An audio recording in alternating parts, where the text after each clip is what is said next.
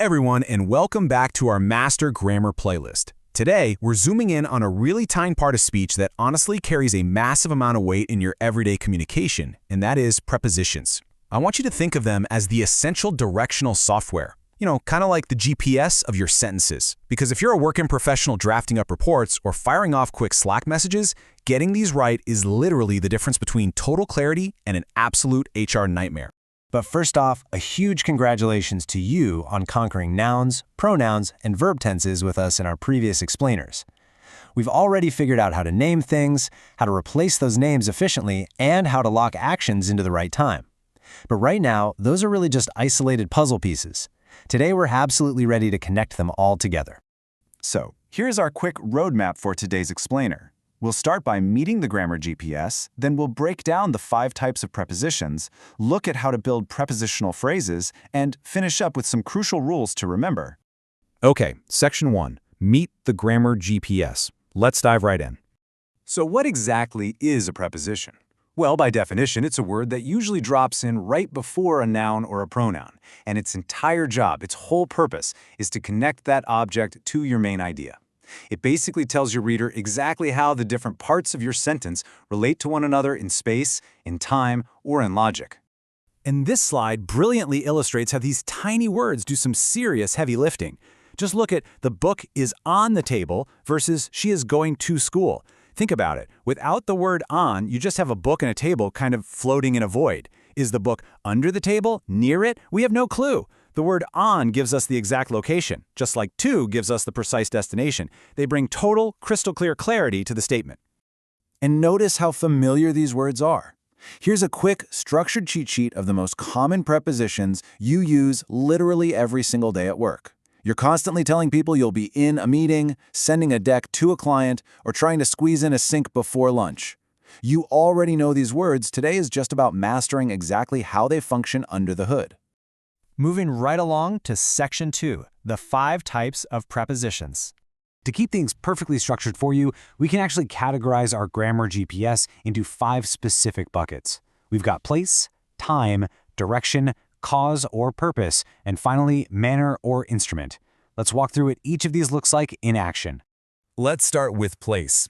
Very simply, these tell us exactly where an object is located in physical space. If you've ever had to leave instructions for a coworker on where to find a physical file, you've relied heavily on this category. Take a look at these examples. The cat is under the chair. The keys are in my bag. Notice how under, in, and on set up these super clear spatial relationships. This precision is absolutely crucial for professionals. Telling a colleague the missing vendor contract is in your desk versus under your desk, that completely changes the game. Next up, we have prepositions of time. So if place handles the where, time handles the when. For us working professionals, these are the absolute secret weapon for scheduling meetings, managing calendar invites, and setting firm deadlines without any ambiguity whatsoever. Here's how this plays out in real life. I will meet you at 5 p.m. We will go after lunch.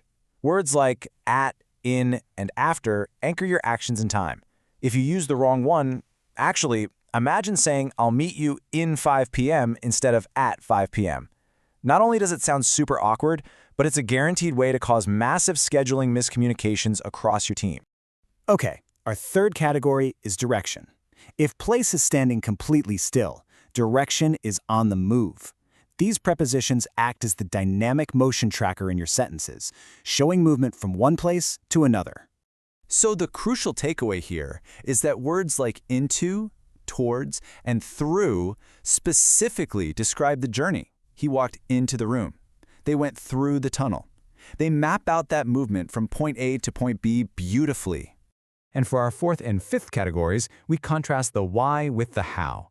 Prepositions of cause and purpose explain the why. For instance, someone is studying for an exam. And that's contrasted perfectly here with manner and instrument, which explain the how, like saying you came by bus or cut with a knife. Knowing the difference helps you explain your methods and decisions at work with total precision. All right, Section 3, building prepositional phrases. So here's the thing. You don't just use prepositions floating out there all by themselves. They belong in phrases. A prepositional phrase is simply a group of words that kicks off with a preposition and ends with a noun or pronoun. The basic formula you absolutely must remember is literally just this: preposition plus object. That's it. That's the whole shebang. Let's look at it in practice. In the room. In is your preposition, the room is your object. Same with on the table and with her friends. Whether you're setting up a conference in the room or grabbing lunch with your colleagues, you are flawlessly executing this fundamental structure. Every time you write an email, you're stringing these phrases together to give vital context to your core message. And finally, Section 4, Crucial Rules to Remember. Let's make sure we avoid some common pitfalls. Rule number 1. A preposition absolutely must have its object to be complete. Take the phrase, she is good at. At what? Excel? Public speaking? Knitting?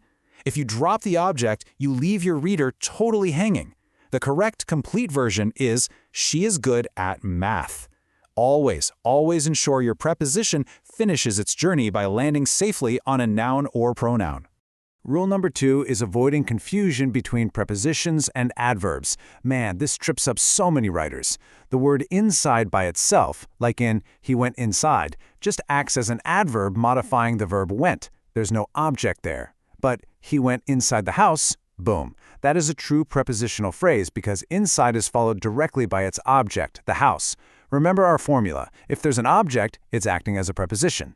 And wow, that brings us to the end of today's map.